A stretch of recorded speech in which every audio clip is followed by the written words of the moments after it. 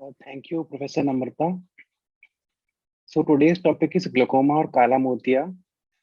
अब सबसे इम्पोर्टेंट चीज है ये बताना आप लोगों को कि सफेद मोतिया, जैसे आप ये पिक्चर देख रहे हैं, इसमें आंख में ये सफेदी हो गई है, तो इसको हम बोलते हैं कैटरेक्ट या सफेद मोतिया।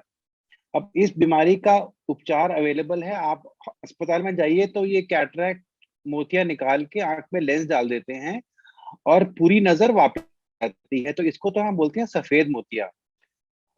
जो काला मोतिया है, इसके विपरीत वो ऐसी बीमारी है जिसमें कि कोई भी उपचार से नजर वापस नहीं आ सकती। उसको हम बोलते हैं ग्लूकोमा और या काला मोतिया। ये पूरे विश्व में और भारतवर्ष में इरिवर्सिबल ब्लाइंडनेस का मुख्यतः कॉज है। इरिवर्सिबल मतलब कि वापस नजर नहीं आ सकती। जबकि जो सफेद मोतिया है उससे भी अंधापन होता है, मगर वो रिवर्सिबल है, मतलब ऑपरेशन करके नजर वापस आ जाती है। तो ये मुख्यतः फर्क है सफेद मोतिये में और काले मोतिये में। अब ये हमारी आंख का एक पिक्चर है।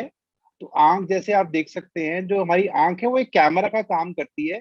यहाँ से लाइट आती है, इसको हम कॉर्निया बोलते हैं। फिर ये लेंस होता है जिसमें मोतिया होता है, ये लाइट को फोकस करता है और फिर ये रेटिना में जाती है और ये आंख की नस है जिसको हम ऑप्टिक नर्व बोलते हैं। ये काला मोतिया के लिए बहुत जरूरी है, क्योंकि ये जो नस है ये आपकी आंख की फोटोग्राफ है और आंख के अंदर जो लाइट जाती है इस नस के द्वारा ये दिमाग में जाती है और फिर आपकी दृष्टि आती है। तो ये जो नस है इसको हम ऑप्टिक नर्व बोलते हैं और काला मोतिये में यही नस में खराबी आती है। तो जब हम काले मोतिये के मरीज को जांच करते हैं तो हम हमेशा ये ऑप्टिक नर्व को देखते हैं कि ये ऑप्टिक नर्व सही है कि नहीं है, क्योंकि ये आपके ब्रेन से कनेक्ट हो रही है। काला मोतिया क्यों होता है? ये आंख के अंदर एक तरल पदार्थ होता है जिसको हम एक्वस ह्यूमर कहते हैं। ये यहाँ से प्रोड्यूस होता है, इसको हम सिलरी बॉडी बोलते हैं। ये प्रोड्यूस होके फिर आंख के बाहर जाता है।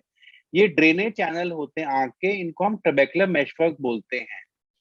तो अगर ये ड्रेनेज चैनल बंद हो जाए या ये जो आयरिस है ये इन ड्रेनेज चैनल को बंद कर दे तो काला मोतिया होता है।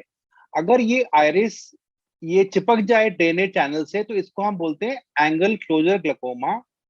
और अगर ये ड्रेनेज चैनल ओपन है फिर भी प्रेशर बढ़ गया, उसको हम बोलते हैं ओपन एंगल ग्लूकोमा। तो ये मुख्यतः दो किस्म के काला मोतिया पाए जाते हैं, ओपन एंगल और एंगल क्लोजर करके। अब ये देखिए, ये ड्रेनेज चैनल है जो हमने आंख के अंदर देखा, ये ड्रेनेज चैनल खुला है और ये ड्रेनेज चैनल पूरा बंद है। तो अगर ये ड्रेनेज चैनल पूरा बंद हो जाए तो आंख का प्रेशर धीरे धीरे बढ़ना शुरू हो जाता है। अब आपको मैं समझाता हूँ, जैसे हम हाथ धोते हैं, ये वॉश बेसिन है।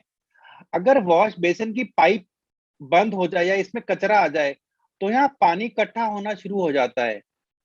इसी तरह काला मोती में अगर ये काला मोतिया जो आंख के अंदर ड्रेनेज चैनल है ट्रेबेकुलर मेशवर्क ये बंद हो जाए तो आंख के अंदर पानी का दबाव बढ़ना शुरू होता है और ये दबाव धीरे धीरे बढ़ के आंख की ऑप्टिक नर्व को डैमेज करता है।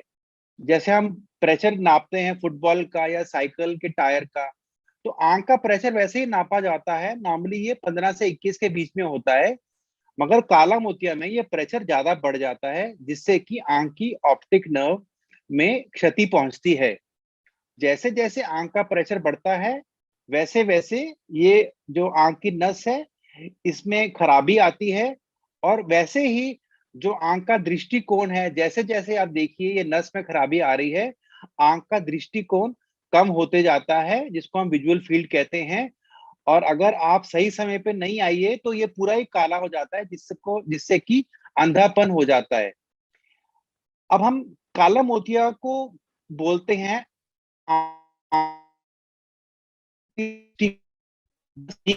साइट, क्योंकि जो आंख में ये क्षति पहुंचा रहा है इसके काफी मरीजों में कोई लक्षण नहीं होते, इसलिए हम इसको दृष्टि का चोर बोलते हैं। और इसी के लिए बहुत जरूरी है कि अगर आपकी उम्र 40 साल से ऊपर है या घर में किसी को भी काला मोतिया है, आपके भाई बहन को या माता पिता को, या कभी चेक कराया आपने आंख का प्रेशर ज्यादा है, 21 से ज्यादा आ रहा है, या आप किसी भी किस्म का स्टीरॉयड यूज कर रहे हैं अपने खांसी के लिए, या कोई स्किन क्रीम यूज कर रहे हैं, या नेजल नाक में डालते हैं एलर्जी के लिए, या आपकी आंख में कभी चोट लगी है, या आपको डायबिटीज, मधुमेह या ब्लड प्रेशर की बीमारी है। और कई बार जो एथलीट्स होते हैं अपने मसल बनाने के लिए ये स्टीरॉयड इंजेक्ट करते हैं। ये बिल्कुल नहीं करना चाहिए, इनसे बहुत खराब काला मोतिया होते हैं। तो बॉडी बिल्डिंग के लिए ये स्टीरॉयड बिल्कुल इंजेक्ट नहीं करने चाहिए। और कई बच्चे हैं जैसे जिनको एस्थमा है, एलर्जी बहुत ज्यादा हो रहा है, और ये एलर्जिक राइनाइटिस में स्टीरॉयड लेते हैं, तो इन दोनों से, इनहेल करने से, नाक में डालने से भी काला मोतिया हो जाता है, ये आपको पता होना चाहिए। अब ये एक बच्चा हमारे पास राजस्थान से आया था जिसकी नजर बिल्कुल जा चुकी है।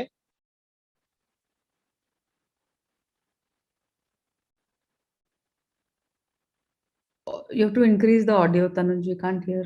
इसका audio increase करना, I think you have to click on the audio on the right side and then increase the volume. अब ये बच्चा हमारे पास आया था, जैसे इसके पिताजी बता रहे हैं, इसको आंख में एलर्जी रहती थी। तो 1 साल की उम्र से जो इसके गांव में जो फार्मेसिस्ट थे उन्होंने स्टीरॉयड आई ड्रॉप दे दिए। अब ये स्टीरॉयड डालता गया और इसकी आंख में क्षति पहुंचती गई। अभी हमारे पास आया, बिल्कुल नजर खो चुकी है। तो अगर बच्चों की आंख में एलर्जी है, कभी भी आप अनक्वालिफाइड डॉक्टर से आई ड्रॉप मत लीजिए। इसमें स्टीरॉयड होता है, एलर्जी तो ठीक हो जाएगी मगर बच्चे को अंधापन हो जाएगा काला मोतिया से। तो कभी भी एलर्जी के लिए स्टीरॉयड नहीं लेने चाहिए। अब कई बार आप बच्चे देखते हैं बैडमिंटन खेलते हैं, क्रिकेट खेलते हैं, आंख में शटर लग जाती है या क्रिकेट बॉल लग जाती है।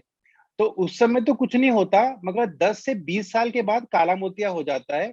तो कभी भी आंख में अगर चोट लगी है बॉल से या शटल कॉक से, तो अपनी आंख आके चेक कराइए, और हर साल में एक बार आके आंख का प्रेशर चेक कराइए, क्योंकि इससे काला मोतिया हो सकता है। लक्षण जैसे आपको बताया कि बहुत कम होते हैं, और इसीलिए अगर आपकी उम्र 40 साल से ऊपर है तो 2 साल में एक बार अपनी आंखें किसी भी नेत्र विशेषज्ञ से आके चेक कराइए। और अगर आपकी उम्र 60 साल से ऊपर है तो साल में एक बार अपनी आंख पूरी आके चेक कराइए, चाहे आपको कोई लक्षण है या नहीं है। इसी कारण ये आप इस बीमारी से बच पाएंगे। कई बार जो एंगल क्लोजर मोतिया, काला मोतिया होता है, उसमें प्रेशर बढ़ जाता है, उसमें सर दर्द हो सकता है, आंख में दर्द हो सकती है, आंख लाल हो सकती है, और ये इंद्रधनुष जैसे बल्ब के लाइट के आसपास आपको दिख सकते हैं। इसका मतलब आंख का प्रेशर बहुत ज्यादा है, और तुरंत आप डॉक्टर के पास जाके अपनी आंखों का चेकअप कराइए। जैसे आपको बता चुके हैं, आंखों का चेकअप कराने में आपका आंख का प्रेशर चेक होएगा, आंख की नस चेक होएगी, और विजुअल फील्ड चेकअप होएगा। ये किसी भी डिस्ट्रिक्ट हॉस्पिटल में या किसी भी आई क्लिनिक में जाके आप चेक करा सकते हैं। आंख की नस खुली है कि नहीं, गोनियोस्कोपी, जो ड्रेनेज चैनल खुले हैं कि नहीं, ये सारे चेक होंगे। उसके बाद दृष्टिकोण चेक होएगा, और बताया जाएगा आपको काला मोतिया है कि नहीं। ये नया टेस्ट है, जैसे सीटी स्कैन होता है वैसे आंख का ओसीटी होता है। तो ये बहुत एडवांस टेक्नोलॉजी है जो बता सकती है काला मोतिया है कि नहीं। जैसे आपको बताया, अगर काला मोतिया हो गया, जो नजर जा चुकी है वो वापस नहीं आ सकती। तो जो भी हम इलाज करेंगे वो इसलिए करेंगे कि आगे जाके जो रोशनी बची है उसको क्षति ना पहुंचे, और जितनी रोशनी है वो ट्रीटमेंट से बरकरार रहे पूरी जिंदगी।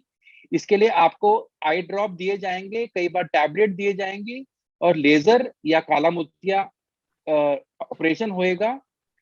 जब भी आप आंख में आई ड्रॉप डालते हैं, एक बूंद से ज्यादा कभी मत डालिए। अगर आप दो आई ड्रॉप इस्तेमाल कर रहे हैं तो कम से कम 5 मिनट का अंतर होना चाहिए दो बूंदों के बीच में। और जब भी आंख में आई आप ड्रॉप डालते हैं तो अपने हाथ से ये आंख को बंद करिए, नाक और आंख के बीच में। इससे क्या होता है, जो जो आपने आई ड्रॉप डाल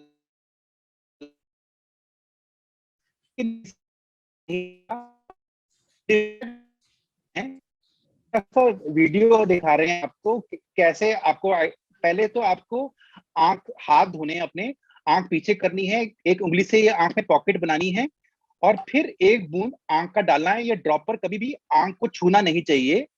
और जब आप आंख में ड्रॉप डाल लेंगे उसके बाद आपको आंख बंद करके और आंख के ऊपर प्रेशर लगाना चाहिए, ताकि ये नाक और आंख के बीच में, ताकि जो ड्रॉप है वो शरीर के अंदर ना जाए। अब ये देखिए, ये मरीज हमारे पास आए थे, ये देखिए कैसे आई ड्रॉप डाल रहे हैं। ये बिल्कुल गलत तरीका है, ये छू रहे हैं आई ड्रॉप को आंख से। ऐसा कभी भी नहीं करना चाहिए, इससे आंख में इंफेक्शन होना चाहिए। तो ये आई ड्रॉप को कभी भी आंख से छूना नहीं चाहिए। और ये एक और मरीज है, देखिए कैसे आई ड्रॉप डाल रहे थे।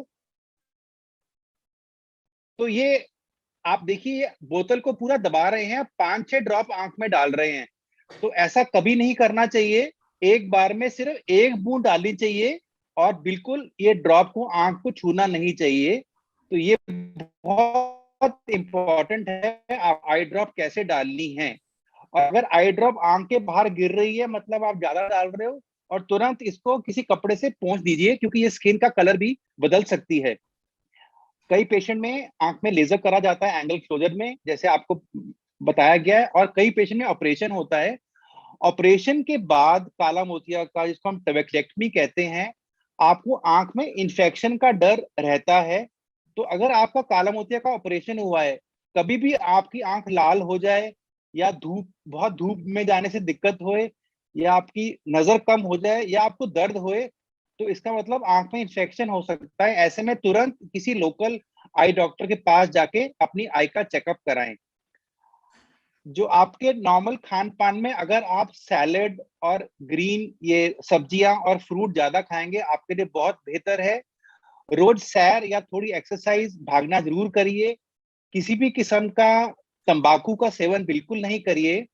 और योगा बहुत फायदेमंद है आपके शरीर के लिए, मगर अगर काला मोतिया आपको है, तो आपको शीर्ष आसन नहीं करना चाहिए। कोई भी आसन जिसमें सर नीचे करके आप सांस को रोक रहे हैं, उससे आंख का प्रेशर बहुत बढ़ सकता है। तो बाकी योगा कर सकते हैं, मगर शीर्ष आसन मत करिए।